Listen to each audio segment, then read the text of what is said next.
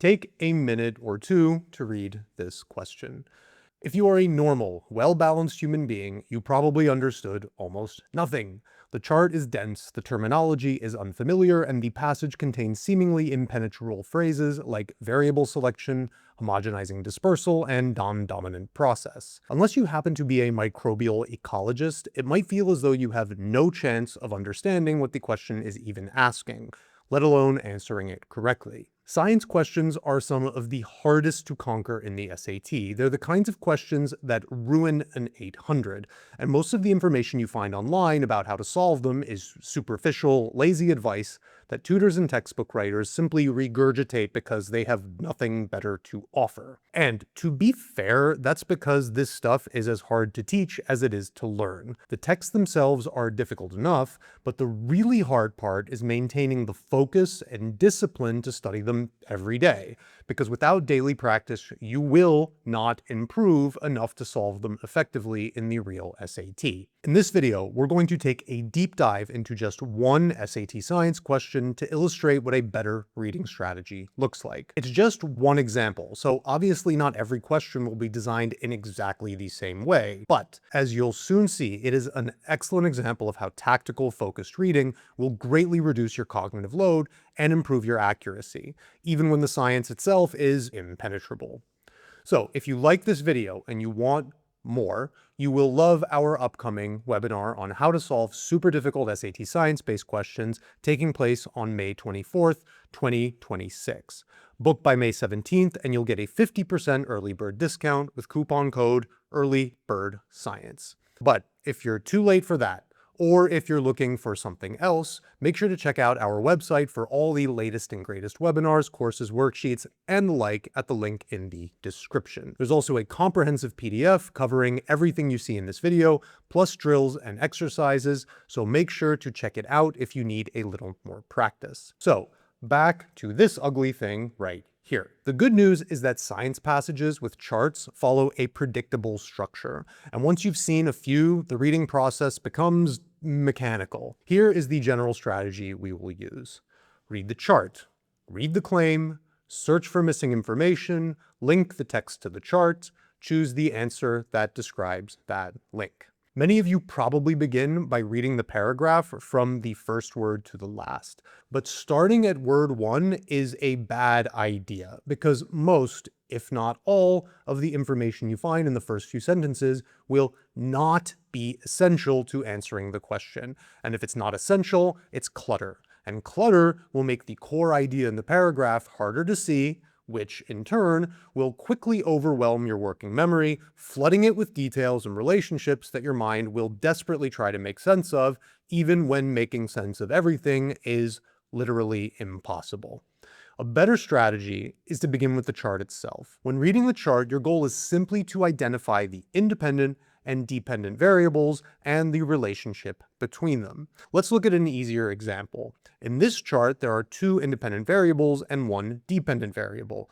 Test scores are the outcome we're measuring, so that's our dependent variable, while practice time and study method are factors we think might influence grades, so our independent variables. In fact, in charts of this type, the y-axis will always show the dependent variable, and our 2 independent variables will always be the values along the x-axis and the group of categories in the legend. So, let's go back to our main question chart. Just as for the simple example, the independent variables will be the group along the x-axis and the group in the legend, so the processes and community types respectively. And our dependent variable will be whatever is along the y-axis, in this case percent contribution. In other words, this graph answers the question, how do the type of community and the type of process influence the percent contribution? And to be clear, you don't have to understand what that really means. In fact, it's impossible to understand what that really means given what we've read.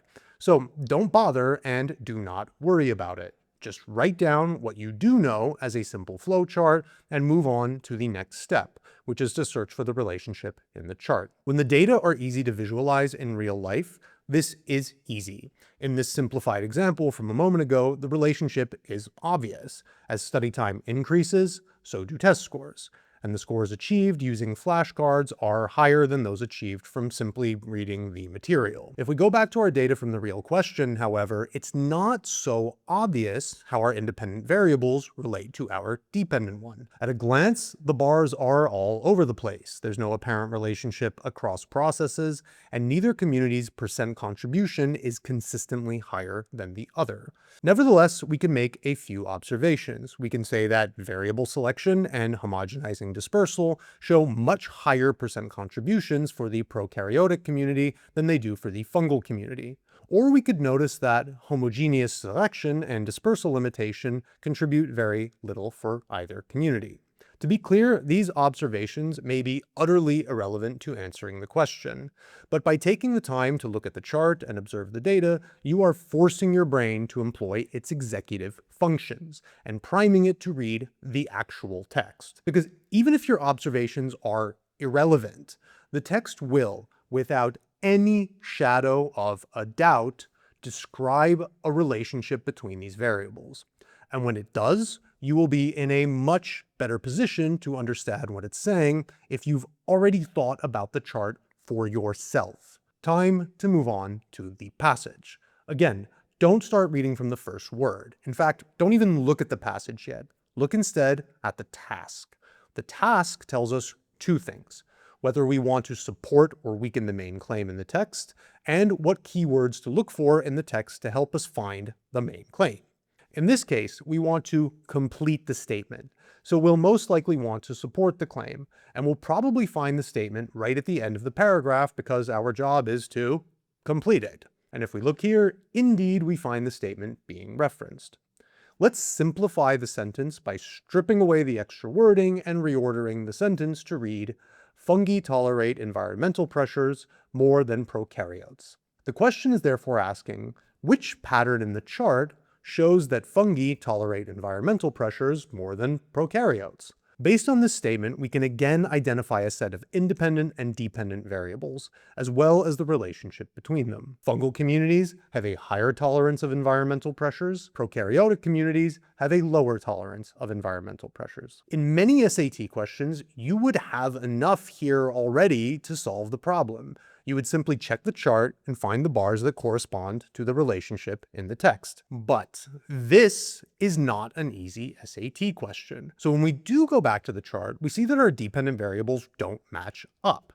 The dependent variable in the chart is percent contribution, and the dependent variable in the text claim is tolerance of environmental pressures. So we can't yet draw any conclusions. We can, however, predict two things.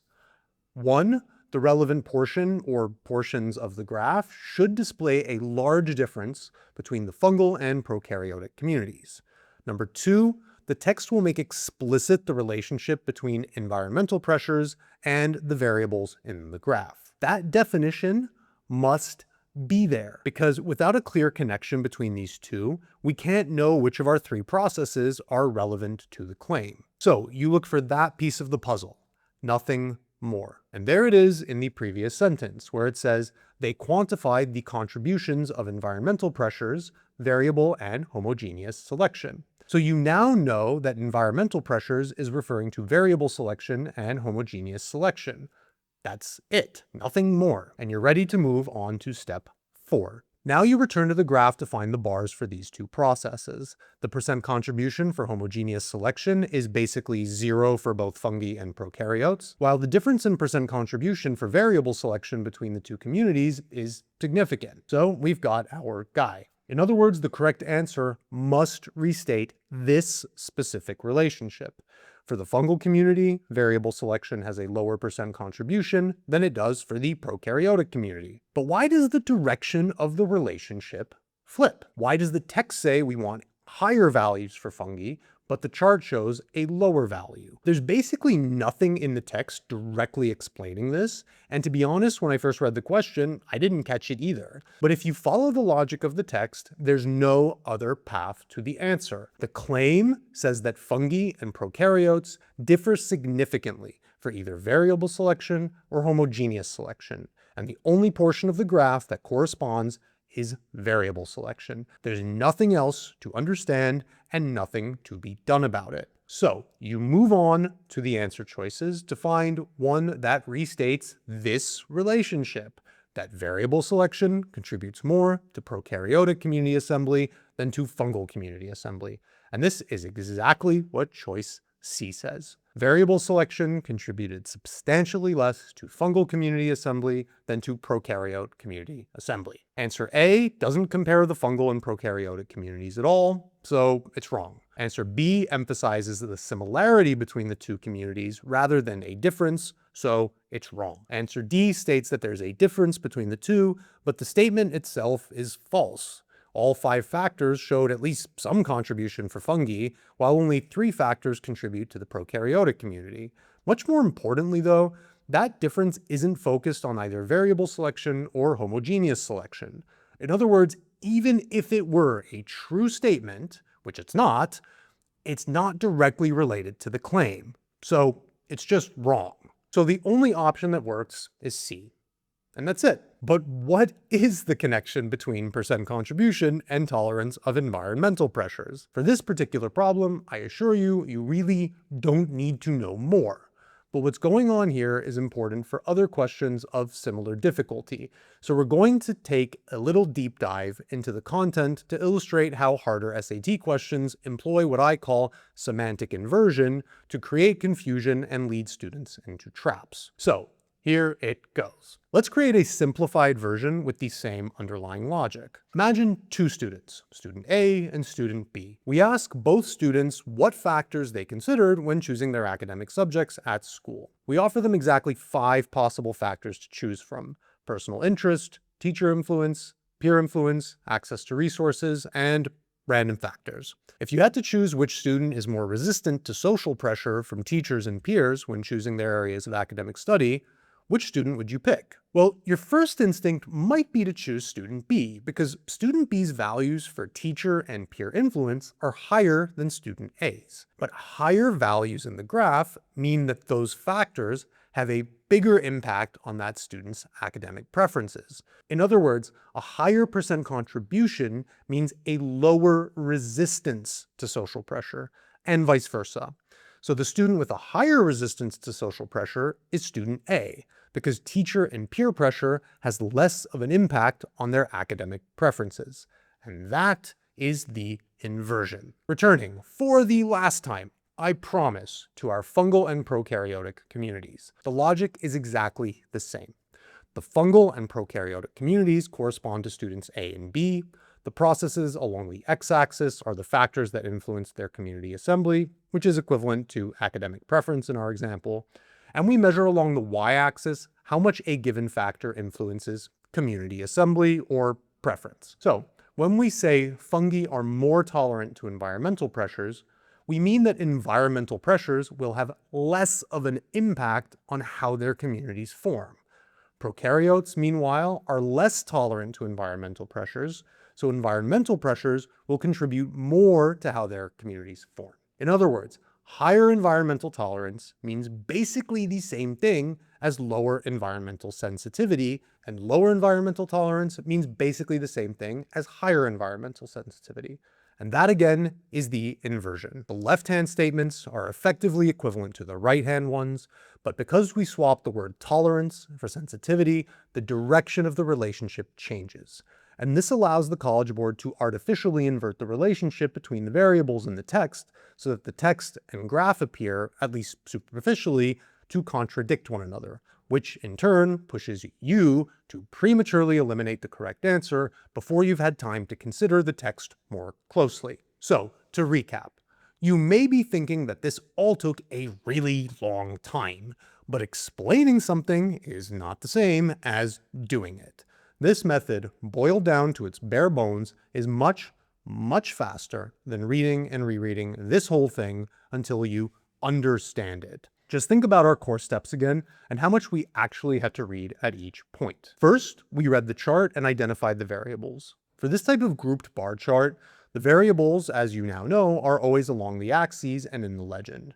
Once you've spotted them, you look for any obvious patterns in the data. All of this should take you anywhere from 30 to 60 seconds, depending on the complexity of the chart, and you are now ready to move on to the passage. Next, you read the task, then find the main claim. This you read a few times, as many times as necessary to connect the information in the text to the variables in the chart.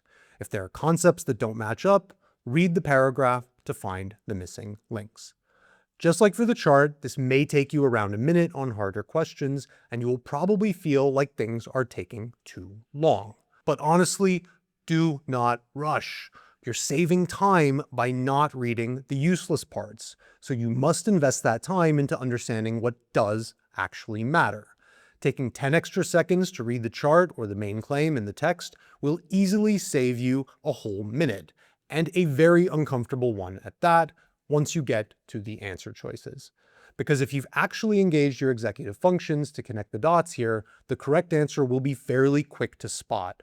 Up to a minute on harder questions, usually much less. So for very hard questions, we're talking about 3 minutes, which is honestly fast. Yes, if you simply divide 32 minutes by 27 questions, you get 71 seconds per question. But that estimate completely ignores the fact that grammar questions can and should be solved in about 20 seconds each. Transition word questions, bullet point questions, and word and context questions similarly shouldn't take you more than 45 seconds to a minute. And then many of the long but straightforward comprehension questions shouldn't take more than around 90 seconds all told. So this leaves you with a budget of about 3 minutes per question for the 4 most difficult questions in the whole test. Now, to be real, not every question will have the same feel as this one. Some questions will have an easy text, but a weird graph. Some will have a really obvious main claim and relationship, and you'll think to yourself, oh, this question doesn't seem so hard, until you get to the answer choices and none of them make any sense. Yes, all of this will happen, but no matter what the question type, this approach will greatly improve your focus and save you time, provided, that is, you stay disciplined and put mental energy into finding the key variables and the relationships between them. Reading in your own sloppy way may feel better as you get going, but overall it will take you more time and sap way more of your energy as you trudge through the muck, reading the whole paragraph over and over again, trying to make sense of a bunch of random details. So, as you move forward, try to ignore the craziness of the terminology. You won't understand it anyway, because it's not meant to be understood. Basically, no one does, and that includes me. I've read this question probably 20 times at this point, both working with students and while making this video, and I'm no closer to understanding what dispersal limitation is. And since I dropped bio back in 2001 as soon as I possibly could, I don't even know what a prokaryote really is. All I know is it's not fungus. So you are normal. You are completely normal. And the feeling you get when you read these sorts of passages is normal too. But don't let that anxiety or discomfort or uncertainty or whatever you want to call it get in the way of more points on the SAT, or anything else you want out of life for that matter. Because I guarantee you that everything you want to do in life that's worthwhile will require you to face this exact type of uncertainty. Things like applying for a visa to live in an exotic place, or filling out the paperwork you'll need to open a business, or following very strict and very particular guidelines when applying for research grants. Whatever it is, the specialized language and names and processes you will encounter are exactly what separate those who are in the club from those who aren't. They are the paper tigers guarding the gates to your imagined future. So, take a deep breath and press on.